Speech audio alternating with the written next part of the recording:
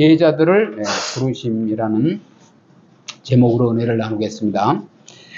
오늘 예수님께서 제자들을 부르심에 대한 말씀 알아보겠는데 5장 1절 무리가 몰려와서 하나님의 말씀을 들을새 예수는 게네사렛 호숫가에 서서, 이 게네사렛 호숫가는 갈릴리 바다의 별칭이에요. 별칭. 그 갈릴리 바다가 여러 가지 호칭으로 불려졌어요.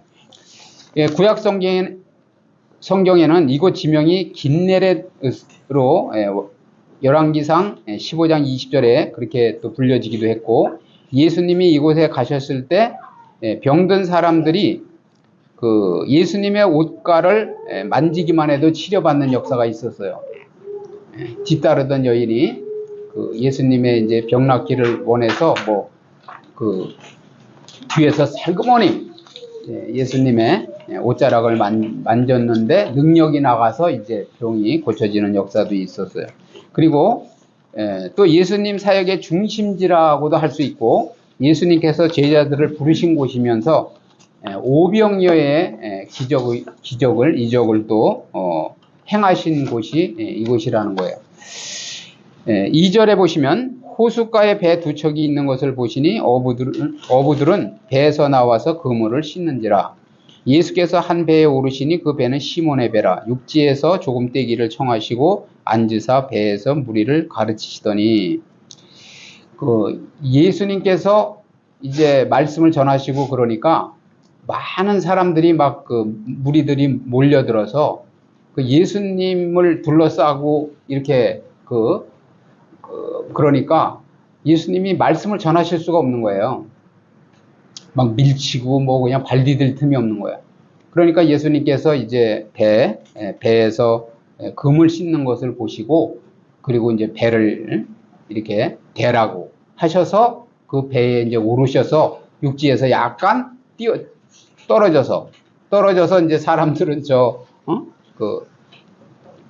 언덕에 있고, 그리고 이제 이쪽에서 말씀을 전하시는 거예요. 그러니까 말씀을 효과적으로 전하시기 위해서 시몬의 배에 올라 시몬에게 청하여서 호숫가에서 약간 떨어지라고 그렇게 부탁을 한 거예요.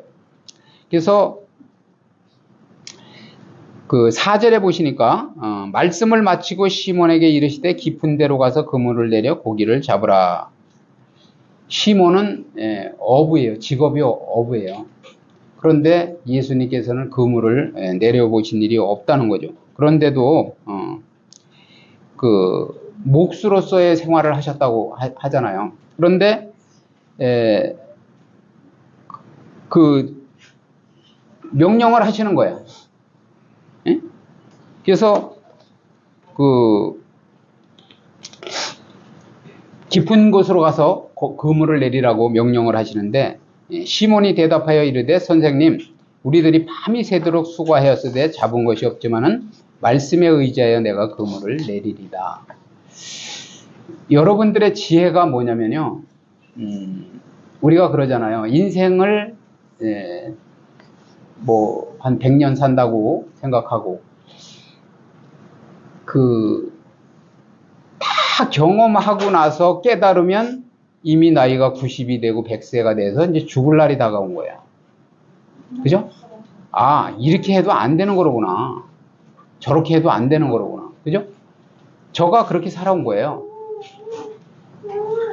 정말 성실하고 부지런하고, 그리고 정말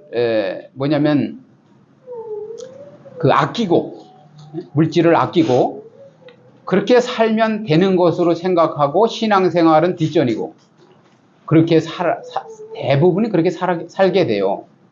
그런데 이제 주님을 만난 뒤로는 정말 하나님이 살아계시구나, 그거를 깨닫고, 그 다음에는 이 말씀의 비밀을 알고 싶어서 말씀을 이제 아주 귀에 그냥 딱지가 않도록 못이 박히도록 말씀을 듣고, 또 말씀을 이제 공부하게 되고 연구하게 되고 묵상하게 되고 그렇게 되는 거예요.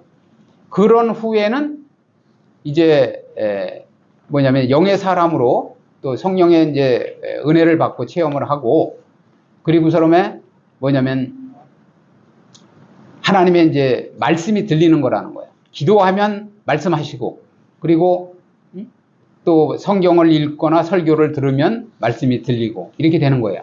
그런데 여러분들이 이 베드로도 그런 것 같아요. 베드로도 밤이 새서 수고를 하였지만은 고기를 잡은 것이 없는 거예요. 그러니까 뭐 내가 노력을 최대한으로 해봤잖아요. 그러니까 여러분들도 아주 그냥 노력을 있잖아요. 최대한으로 하시라니까. 1초를 아껴서 살아보세요. 그리고 안 될 때 빨리 하나님께로 유턴하셔야 돼요. 네? 돌아오셔야 된다고. 그 후에는 인간의 생각으로, 인간의 노력으로 안 되는 거로구나. 그거를 빨리 깨달으셔야 돼요.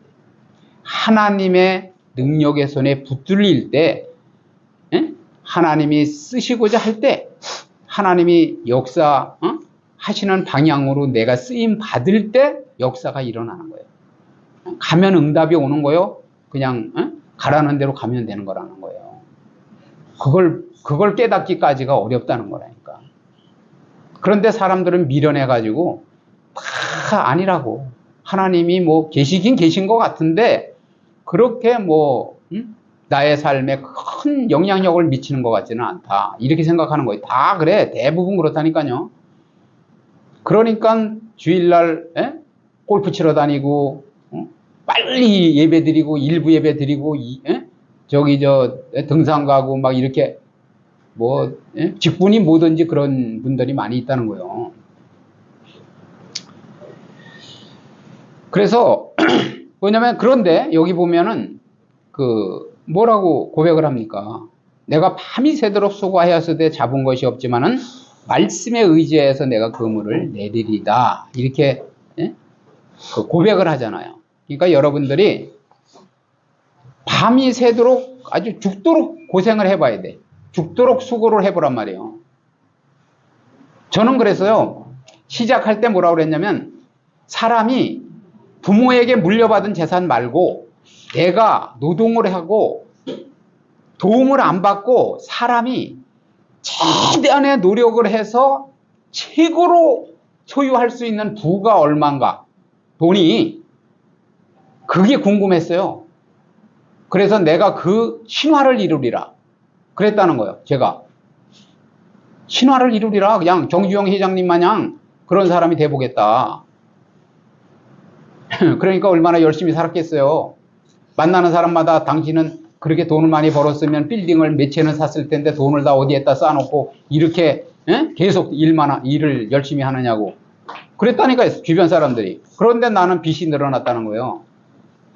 그러다가 내가 주님을 만나고 나서 그때부터는 이것은 하나님이 해주셔야지 인간의 노력으로 안 되는 거라고 그런 것을 알고, 그때부터 이제 새벽 제단도 쌓고 수요 예배 드리고 금요 예배 드리고 예배마다 참석을 하고 교회 행사에 참석을 하고 이렇게 했던 거예요. 그래서 우리는 베드로와 같이 이성으로는 이해가 되지 않는 상황이지만 이해가 되는 게 아니에요. 이해가 되는 게 아니고 믿어져야 돼요. 믿어져야 돼요. 믿어져야 된다고요. 이성으로 이해가 되는 것은 믿어보려고 하는 믿음이에요. 믿음은 두 가지가 있어요. 내가 믿어보려고 발버둥치는 믿음이 있고, 하나님께서 믿음을 주시는 게 있어요. 믿음을 주셔. 믿어지게 하셔. 부활. 그럼 부활이 믿어진다니까요. 왜? 하나님이 그냥 나의 삶에 나타나셔서 말씀을 하시고 이렇게 하라면 이렇게 하고 저렇게 하라면 저렇게 하고, 돈을 내가 700만 원이나 받을 게 있어가지고 하나님 이것 좀 받게 해달라고 막 그냥 울며 기도하는데 아직 때가 안 됐느니라 더 기다려라 그러는 거예요. 나중에 깨달은 게 그거예요. 이 700만 원은 수업료다. 수업료. 수업료를 낸 거예요. 돈을 안 받고 일을 하면 망한다. 그러니까 돈을 다 받고 해라. 앞으로 너 이 700만 원이 아깝거든. 못 받은 것이 아깝고 그것이 후회가 되거든. 절대 돈을 다 받고 해라. 이것을 알려주신 거예요. 그걸 받게 해주셨으면 계속 돈을 안 받고 공사를 했을 거 아닙니까? 그 후로 제가 나는 돈 안 받으면 일 안 합니다. 이렇게 해서 오늘날까지 살아온 거예요. 그러니까 이제 다시 물질이 쌓여가는 그런 삶을 살게 됐다라는 거예요. 그래서 이해가 되지 않는 상황이지만 말씀에 의지하여 순종하는 신앙생활을 하여야 한다는 거예요. 이성으로 이해가 안 되더라도 여러분들이. 여기서 강단에서 선포하는 말씀은 하나님께서 책임지세요. 책임을 지신다고. 제가 잘못 전하지 않는 한. 그래서 예수님의 말씀은 갈릴리 바다에서 고기잡이를 해본 어부라면 누구나가 순종하기 어려운 명령이었다라는 거예요. 첫 번째가 뭐냐면 예수님은 고기잡이에 관한 지식이나 경험이 거의 없는 목수였다라는 거예요. 그런 분이 와가지고 서름에 아니 내가 전기 기술자인데 막 40년 베테랑인데 오늘 이제 뭐 다른 일을 하는 직업을 가진 사람이 와서 나한테 전기를 공사를 이렇게 해야지 불이 잘 들어온다 그러면 내가 믿겠습니까? 그런 거예요, 그런 거. 그런데도 아까 뭐라 그랬어요? 내가 말씀에 의지하여 내가 그물을 내리리다 이렇게 고백을 하잖아요. 그래서 그리고 두 번째 뭐냐면 고기 잡는 최적의 시간은 밤이라는 거지, 밤. 그런데 지금 밤을 새고 나서 그죠? 밤새도록 고기 헛손질을 한 거예요. 그물을 내렸다 걷었다 한 거죠. 그러고 가서 이제 이제 아침이 돼가지고 이제 새벽이 돼서 그물을 씻고 서러면 이제 피곤해 죽겠다 이제 들어가서 좀 쉬어야 되겠다 이러는 중에 주님께서 다시 그 말씀을 또 하시는 거예요. 그래서 태양이 바다에 눈부시게 비추는 아침에 그럼 고기들도 막 이제 그물을 이렇게 던지고 그러면 막 뭐 이게 그림자가 질 거 아닙니까? 막 이렇게 흔들면 그죠? 그럼 배가 움직이면은 그냥 여기 뭐야 도망간다 말이야.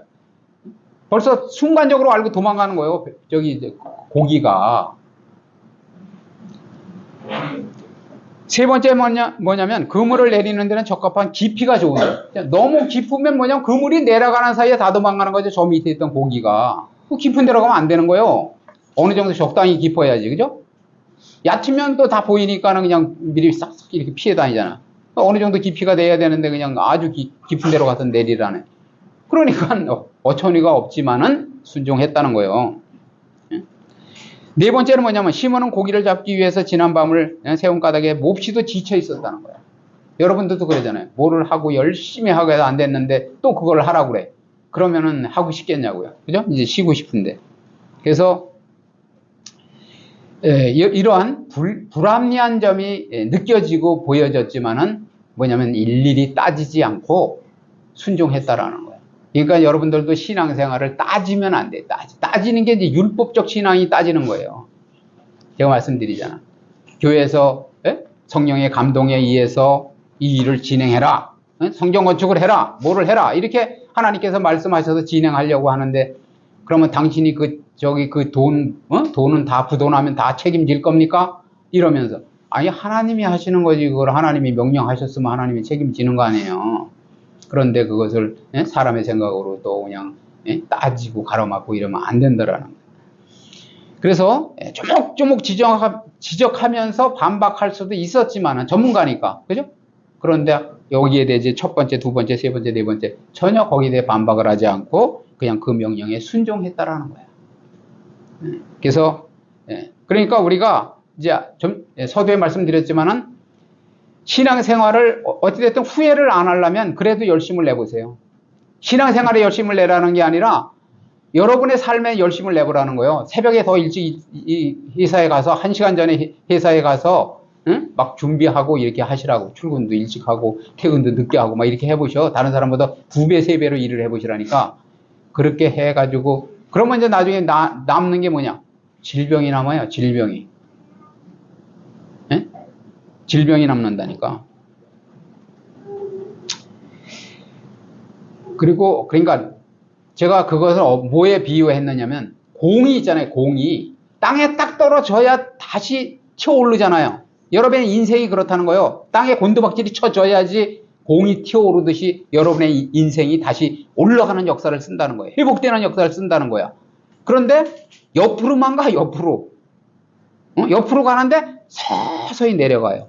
10도씩 내려가. 10도씩. 그러니까 인생이 그렇게 기울고 있다는 거야. 시간만 가고 세월만 가고 그럴 수 있어요. 그거는 엄청난 어려움만 겪는 거예요. 세월을 다 허비하는 거라고.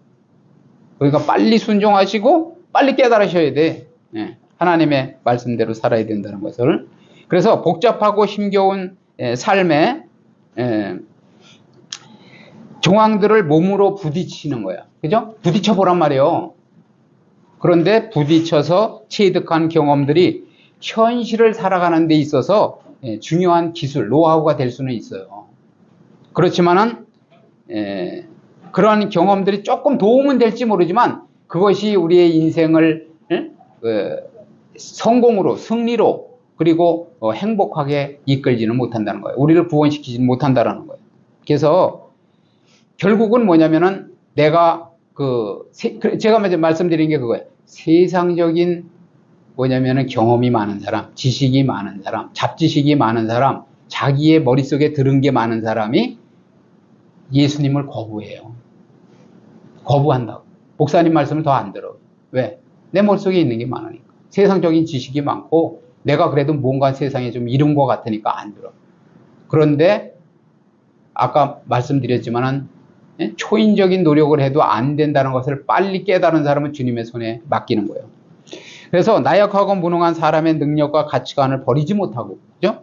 고집하면서. 그래서 고집은 망하는 거예요, 고집은. 전능하신 능력으로 나의 삶을 인도하시는 하나님께 맡기지를 못하는 어리석음을 범한다는 거예요. 범하면 안 된다는 거예요. 그래서 성도들의 삶이란 단순한 자연법칙이나 합리적인 상식의 선에서만 전개되는 것이 아니에요. 이 그냥 자연법칙에 의해서만 되는 게 아니에요. 우리는 특별 계시를 받아야 되고 특별 섭리를 깨달아야 되고 특별히 하나님의 은총을 받아야 돼요.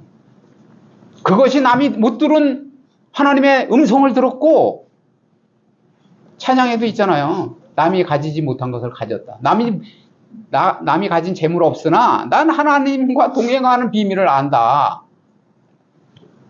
그렇게 찬양하잖아요. 그래서 자신을 포기함으로써 하나님의 능력이 나타나게 되는 거예요. 왜냐하면 우리는 피조물이고 한계가 있어.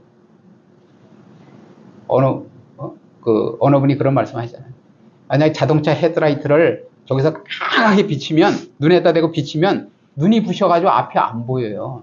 우리 인간의 한계는 그렇다는 거예요.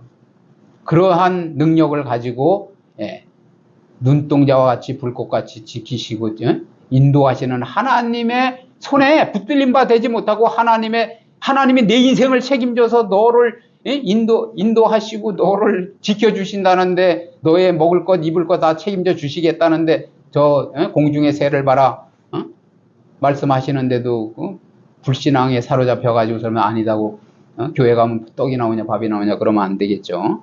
아시겠죠?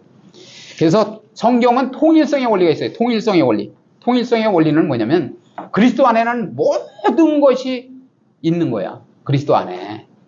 철학적인 거, 과학적인 거, 의학적인 거 모든 게 있다니까요. 그리스도 안에는. 그래서 그 통일성의 원리를 여러분들이 깨닫고 적용해야 돼. 그러니까 성경의 보화를 캐서 가지라는 것은 이 보화가 이 안에 있다는 거예요. 그 보화를 말씀을 통해서 여러분들이 캐서 가져야 돼. 해야죠. 그죠? 그래서 세상 일로 지치고 방해받을 때 우리는 더욱 주님께로 와서 우리의 형편을 그리스도 앞에 내려놓고 맡겨야 돼요. 그렇다고 그냥 자포자기하고 그냥 골방에 처박혀가지고 그냥 계속 고민만 하지 말고 주님께 나와가지고 뭐냐면은 기도해야 돼. 그때부터 기도해야 돼. 그래서 6절에 보니까 그 말씀에 의지하여 그물을 내리겠다고 고백하고 그렇게 하니 고기를 잡은 것이 심히 많아 그물이 찢어지는지라. 여러분의 인생에 이러한 축복이 있기를 주님의 이름으로 축복을 드립니다. 순종은 항상 열매를 맺어. 열매를 맺는다고요. 그래서 기적은 예수님의 능력과 그 능력을 받아들일 때 여러분들이 하나님을 올바로 알아야 돼. 하나님을 알아야 순종할 수 있고 하나님께 맡길 수 있어요. 근데 우리가 잘못하는 게 뭐냐면 어떤 권사님이 간증을 하고 어떤 장로님이 간증을 하고 목사님이 간증을 하고 막 하잖아요. 고백을 하잖아요. 신앙 고백을 하잖아요. 그런데 그건 그분의 인생이지 나의 하나님은 나에게 그렇게 큰 사랑을 베풀어 주시는 분이 아니다. 이렇게 생각을 하는 거야. 나는 복받을 만한 자격이 없다. 이렇게 생각하는 거야. 하나님은 말씀은 신실하시기 때문에 누구든지 말씀에 순종하면 말씀대로 행하면 복이 임하는 거예요. 그게 신실하신 하나님이요. 하나님은 말씀을 바꾸지 않으십니다. 변혁지 않으셔. 그래서 그 능력을 받아들이는 게 맡기는 거고 그분을 전적으로 의지하는 거예요. 신뢰해야 의지하게 되겠죠. 그래서 그렇게 되면 믿음과 순종으로 결실을 맺게 된다는 거예요. 하나님의 은혜는 가장 필요할 때 가장 필요한 곳에 차고 넘치게 주어진다는 거죠. 한 사람의 순종이 또 주변 사람들에게까지도 영향을 미치는 거예요. 여기서 만약에 어떤 그 성도님이 큰 축복을 받았다고 칩시다. 그러면은 어려움 당하고 있는 교우가 있어요. 그러면은 만약에 회사 대표야 그분이, 그러면은 좋은 조건에 잘 취직을 시켜가지고 아주 보수를 넉넉하게 주면서 주일도 지킬 수 있게 배려를 해주면서 돕지 않겠느냐고. 그죠? 그런데 여러분들이 다 가난해. 신앙생활을 해도. 그럼 어떻게 돕겠어요? 그런 말씀이야. 쉽게 얘기하면. 한 사람의 순종이 주위 사람들에게 뭐냐면 이익을 미치며 은혜를 끼치게 된다는 거예요. 사무엘상 15장 22절에 보면 사무엘이 이르되 여호와께서 번제와 다른 제사를 그의 목소리를 청종하는 것을 좋아하신 같이 좋아하시겠나이까? 순종이 제사보다 낫고 듣는 것이 순양의 기름보다 나으니, 이렇게 말씀하잖아요. 제사는 예배를 말씀하는데 신앙생활에서의 핵심은 예배예요. 예배. 왜냐하면 예배에서 여러분이 기름이 떨어지면은 주유소에 가잖아요. 그러면 주유소에서 기름을 넣어야 차가 그냥 뭐 100km도 가고 200km도 달릴 수 있을 거 아니에요. 그런 것처럼 예배에 와서 충전을 받는 거야. 영의 생명의 말씀으로 나의 심령에 채우는 거야. 아, 내가 이걸 잘못 살았구나. 내가 마귀에게 속았구나. 하나님이 이렇게 하라고 그랬는데 그걸 몰랐구나. 그걸 깨닫는 게 예배예요. 그렇게 돼야 되는데, 그래, 여기. 그런데 그런 예배보다도 뭐냐면 하나님 뭐라 그래요? 그의 목소리를 청종하는 것을 좋아하신 같이 좋아하겠느냐고 말씀하잖아요. 그러니까 순종을 하라는 거지, 순종을. 예배를 1000번, 1000번 드리면 뭐합니까? 머리에 있다가 싹 날아가 버렸어. 가슴까지 내려와야지 내가 순종을 하게 되는데 가슴까지 안 와. 안 믿어져. 그러니까 순종을 못 하는 거죠. 그러면 안 된다라는 거예요. 그래서 듣고 순종하는 훈련이 되어 있어야 돼. 듣는 훈련을 해야 돼요, 여러분들이. 그래서 우리가 영적인 사람으로 변화되고 우리의 옛사람이 죽어야 돼요. 옛사람이 죽어야 돼요. 그러니까 육의 사람이 있고 육신의 사람이 있고 영의 사람이 있어요. 육의 사람은 아예 믿지 않는 분들이고 육신의 사람은 믿기는 믿는데 뭐냐면은 그냥 동물적인 그런 그 감각으로 살아가는 사람들이에요. 배고프면 먹고 힘들면 그냥 눕고 그런 거예요. 내가 즐기고 싶은 거 즐기고 그냥 쾌락에 따라 살아가고 그런 거예요. 그래서 그런 속성 가지고는 하나님의 말씀이 들리질 않아. 하나님의 말씀이 그래서 기도할 때 기도를 올려드리는 기도도 있지만 듣는 기도도 있어야 된다는 거야. 듣고 올려드리는 거야, 기도를. 그러면서 하나님과의 교제가 이루어져야 된다는 거예요. 그래서 성령의 사람으로 바뀔 때 들린다는 거예요, 성령의 음성이. 7절 보시면 이에 다른 배에 있는 동무들에게 손짓하여 와서 도와달라 하니 그들이 와서 두 배의 채움에 잠기게 되었더라. 그죠? 같이 배를 잡던 고기를 잡던 사람들이 있잖아요. 혼자 막 너무 많으니까, 고기가 많으니까 그 사람들에게 이제 도움을 청한 거예요. 그래가지고 와서 같이 이거 좀 들어올리자. 그래서 예수님의 지시에 따라서 그물을 던져 잡은 고기는 상상을 초월하는 만큼 엄청나게 많은 양이었다라는 거죠. 그래서 고기의 무게와 양에 의해서 그물이 터져나갈 정도로 많아서 감당하기 어려웠다는 거예요. 시몬은 지난밤에 함께 고기를 잡다가 헛수고한 사람들에게 손짓해서 오라고 도와달라고 했다는 거죠. 이 말씀은 하나님의 은혜가 전혀 인색하지 않고 풍성하다는 것을 나타낸다라는 거예요. 빌립보서 4장 19절에도 그렇게 말씀하고 있어요. 풍성하신 하나님께서 우리의 모든 것을 채우신다는 거예요. 그래서 이러한 일련의 장면은 시몬이 사람 낚는 업으로서 부름을 받은 후에 감당할 사역들을 미리 예시해 준다라는 거죠. 그죠? 아, 주님의 말씀에 순종하니까 이렇게 엄청난 고기가 잡히는구나. 그러니까 사람을 낚는 업으로, 업으로 사용하시겠다고 주님이 말씀하시잖아요. 내가 너희를 사람을 낚는 어부가 되게 하겠다.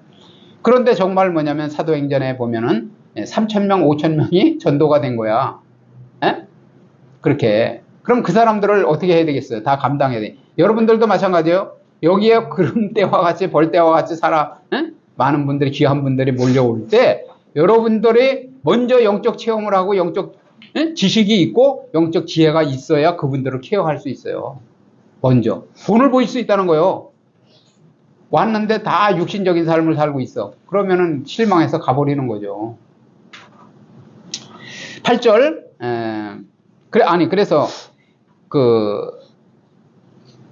예수님 부활 승천 후에 말씀을 증거하고 반면에 3,000명 또는 5,000명의 회개하는 신자들을 얻게 되는 놀라운 사역을 감당하였다라는 거죠. 하게 되었다는 거죠. 사도행전 2장 41절에 8절 보시겠습니다. 누가복음 5장 8절. 시몬 베드로가 이를 보고 예수에 물어봐야 엎드려 이르되 주여 나를 떠나소서 나는 죄인이로소이다. 그죠?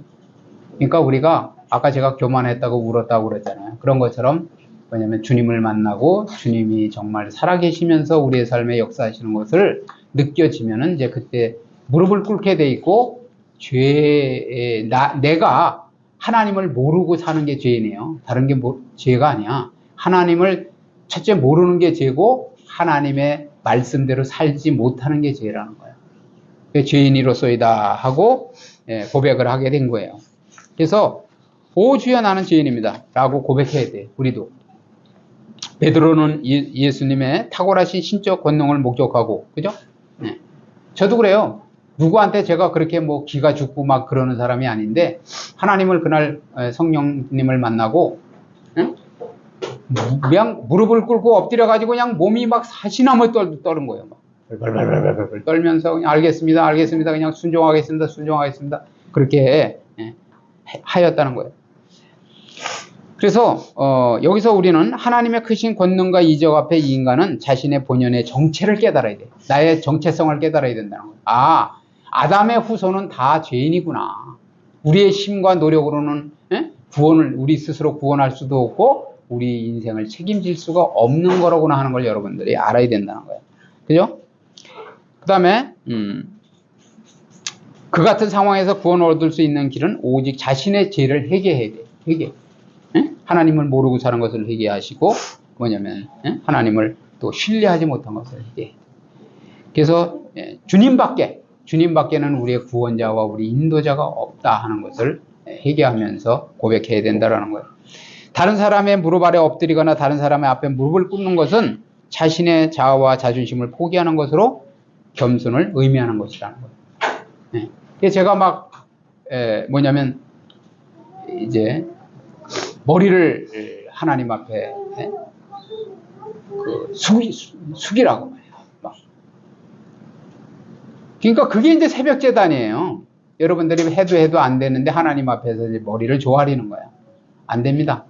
하나님이 도와주십시오. 하나님이 저의 삶을 책임져 주십시오. 그러면서 이제 새벽을 깨우게 되는 거예요. 그래서 그것은 때때로 수치로 여겨지고 또 비굴한 것으로 간주되기도 하는 거예요. 근데 하나님 앞엔 그게 아니죠. 그죠? 우리를 창조하시고 우리에게 은혜를 주시기 위해서 독생자까지 죽게 하셔서 우리를 피로 값주고 사신 분에게 우리가 무릎을 꿇는 것은 당연한 거죠. 그런데 사람에게 무릎을 꿇거나 그런 것은 사단마귀에게 무릎을 꿇는 것은 안 되는 거죠. 근데 여러분들 왜 저기 그 드라마 같은 데서 그런 거 보셨죠? 정말 지체가 높은 사람이에요. 근데 어떻게 하다 보니 실수를 했어요. 그래서 무릎을 꿇으려고 하니까 그냥 왜 이러시냐고 그냥 막 무릎을 못 꿇게 하잖아요. 그건 무엇을 의미하는 겁니까? 무릎을 꿇는다는 것은 그만큼 좀 전에 말씀드린 대로 모든 자기의 모든 것을 다 내려놓고 낮아지려고 하는 거예요. 그런데 지체가 높은 분이 또 그렇게 하니까 막 이렇게 막는 거죠. 그렇게까지 안 하셔도 이제 알겠다, 진심을 알겠다, 그런 거예요. 그러므로서 무릎 아래 엎드리는 것은 자신의 자아와 자존심 그리고 모든 삶을 상대방 앞에 포기하는 거예요. 포기. 내가 노예로 살겠습니다. 이제 하나님의 종으로 살겠습니다. 에? 하나님의 청지기로 살겠습니다. 이제. 이 세상 모든 만물 다 하나님 것이고 나에게 주신 것도 하나님이 내게 아니라 하나님이 맡겨주신 거라는 것을 믿고 그리고 하나님이 하라는 대로 해서 풍성한 삶을 살겠습니다. 그러죠? 잘 사용을 하면 더 맡겨주시지 않겠냐고요. 그죠? 그래서 그것은 결국은 뭐냐면 우리가 하나님의 형상을 회복하는 거예요. 그리고 하나님께 돌아가는 거예요. 우리가 돌아가는 거예요. 있어야 될 자리로 다시 복귀하는 거예요. 복귀. 그래야 여러분의 인생을 하나님께서 축복하십니다.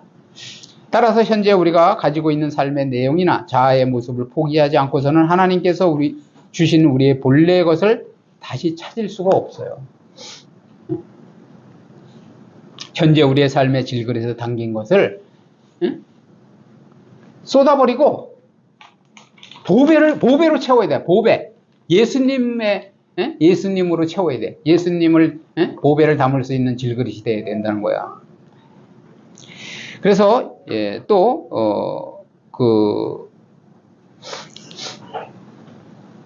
주여 그러잖아요. 주여. 선생님이요 그러다가 이제 예수님께서 베드로가 예수님께 뭐냐면 주여라고 하잖아요. 주여. 호칭이 바뀌잖아요. 그죠? 선생님은 우리를 그냥 가르치는 분이고 주여는 이제 주인이에요. 주인. 그래서 이 호칭은 베드로의 예수님께 대한 경외심에서 나온 말이라는 거죠. 그래서 70인역에서 키리오스는 주를 얘기하는 거예요. 주. 나의 주인이라는 거죠. 그래서 하나님의 동의어로서 빈번히 사용되었다는 거예요. 이는 자기 및 자기와 함께 있는 이는 자기 및 자기와 함께 있는 모든 사람이 고기 잡힌 것으로 말미암아 놀랐다는 거예요. 신의 임재에 대한 외경심을 말하는 표현이에요. 그러니까 여러분들도 제가 하나님을 만나고 놀랐다고 한 것처럼 여러분들도 놀라야 돼. 성령 체험을 해야 놀란다니까요. 그렇지 않고는 그냥 똑같은 방식으로 살아요. 똑같은 방식으로 산다고. 변화가 없어. 신앙은 변화예요, 변화. 첫째는 거듭남이고 거듭났으면 그 다음엔 변화가 돼서 영의 사람으로, 육신의 사람이 영혼의 사람으로, 혼의 사람이 영의 사람으로 변해 가야 되는 거예요. 그래서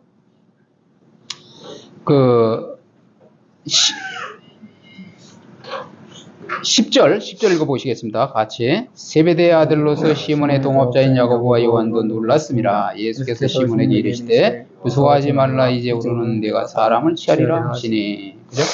네. 여기서 그냥 단순한 교제하는 그러한 사람이 아니고 동업자예요. 동업자. 네? 동업자라는 표현은 단순한 교제가 아닌 거예요. 그것은 공동 협력을 통한 상호 봉사의 의미를 지니고 있다는 거죠. 그러니까 여러분들도 이제 우리가 동역자라고도 하잖아요. 동역자. 네. 동역자는 뭐냐면 하나님의 역사를 위해서 함께 협력하여서 사역을 하는 거예요. 여러분들도 저와 같이 주의 역사를 같이 이루는 동역자예요. 여러분들도. 저는 이제 여기서 말씀을 연구하고 전하고 또 전도하고 이런 일을 하는 거고, 여러분들도 이제 물질로 돕고 기도로 돕고 그죠? 그리고 사람들을 또 케어하고 그렇게. 여기 이제 여기서 이제 11절에 보시면 그들이 배들을 육지에 대고 모든 것을 버려두고 예수를 따르니라. 그런데 여기서 저희는 누구를 얘기하는 거냐면 베드로와 야고보와 요한을 말하는 거예요. 그죠? 베드로에게 하신 말씀은 야고보와 요한에게도 직접적인 영향을 미쳤다라는 거죠. 그죠? 베드로만 은혜를 받은 게 아니에요. 그래서 예수님 공동체를 형성하는 거예요. 우리는. 그래서 그러나 이러한 헌신과 결단이 무분별한 희생이나 복종을 의미하는 것이 아니에요. 여러분들이 주의 일을 할 때는 물론 억지로 하는 그 순종도 복이 될 수 있어요. 그렇지만은 자원해서 스스로 깨닫고 하는 것이 축복입니다. 예, 그래서 여기 보니까 모든 것을 버리고 그리스도를 따르는 것은 물론 복음 사역자로서의 특별한 헌신을 뜻하기는 하지만은 일반적으로 적용해 볼 때 모든 사회적 책임까지도 버린다는 것은 아니라는 거예요. 그러니까 저는 전적 사역자로서 정말 뭐냐면 생활까지도 주님께 맡기고 이 사역을 하기로 뭐냐면 마음 먹은 거고, 그렇다고 여러분들은 뭐 직업까지도 다 버리고 서름에 주의 일을 하라는 건 아니에요.